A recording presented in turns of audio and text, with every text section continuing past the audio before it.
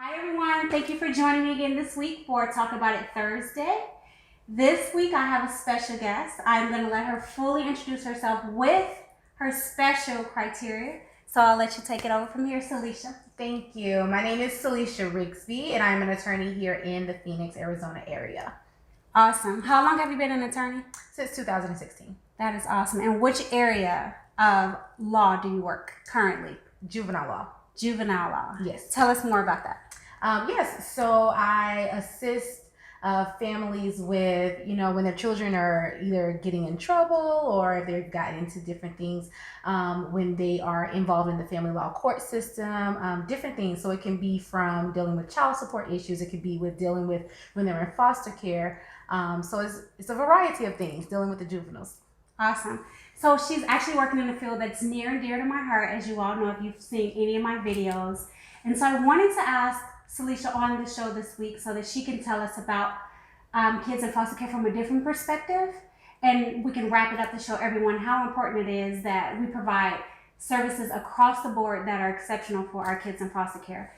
So one of the questions I wanted to ask you is, have you noticed any recurring themes for youth in care? Yes. So one of the things that is reoccurring is definitely there's behavioral issues. There's a lot of behavioral issues that show up. So whether they're being adopted or even going back into the home, there's a lot of trauma that they deal with. So one of the things is providing services like counseling, being there for them, being patient with them. There's behavioral issues. Another thing that shows up a lot is sometimes sexualized behaviors. Not maybe, sometimes they really go through some hard things, being raped, molested, things like that, and not knowing that this isn't normal.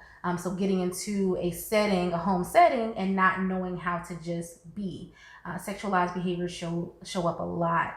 And then there's the self-hate a lot. For sure. The self-hate is one of the things, and then just not feeling like they ever belong or fit in. Yes. And that's that one. And then one that is kind of good in a way is on the good side of things. One thing that is in some of the youth is now wanting to reach out or help. So they want to prevent another teen or another youth from feeling like how they feel. I love that. So it's very important, as you said earlier, that our kids have therapy and therapists that they can talk to and work through that trauma. But I love that you said that you've come across some who have wanted to prevent others from going through the same thing. Yes. A lot of the youth we see sometimes are the older youth, like the 14 to about 17.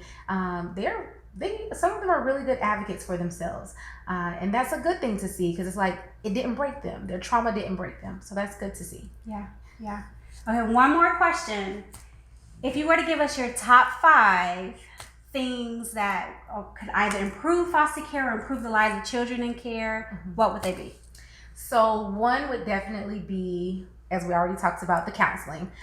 Some form of that. And maybe even give it a cool name. Instead of counseling, maybe call it something else. Yeah, I like that. Kids like catchy things. See? And with being patient, just listening to them, let them vent. They might say some things we don't agree with. Just let them vent.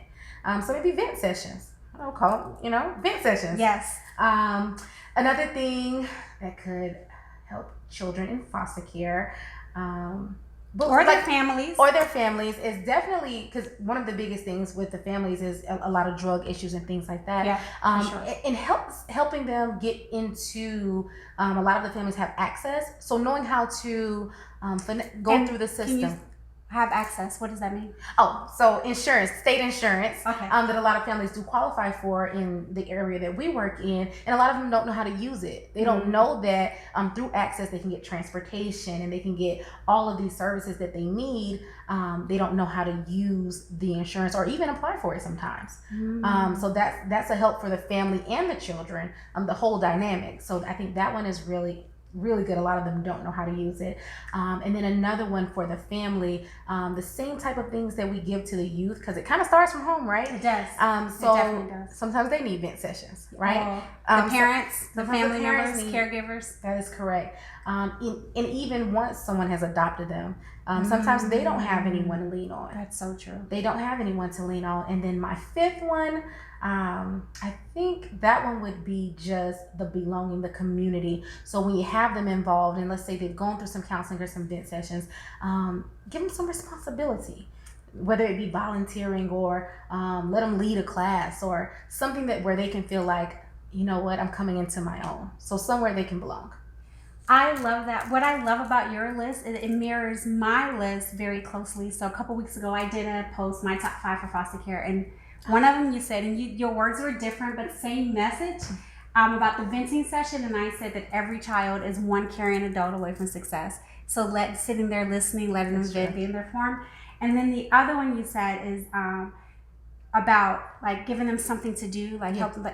I call that having purpose, or feeling like you have a purpose, a reason to be here, a reason to contribute to society, and you're not just here existing. So I love that without even knowing it, our lists were very similar. But it shows that when you're in the field doing the work with these kids and trying to change their lives, you see what's needed, and you're there and you love, and you can tell Salisha is very, very passionate about the work she does. And I'm grateful that our kids have her advocating for them. Thank you. Thank you for joining us again this week for Talk About It Thursdays. Don't forget to like and subscribe. Bye. Bye.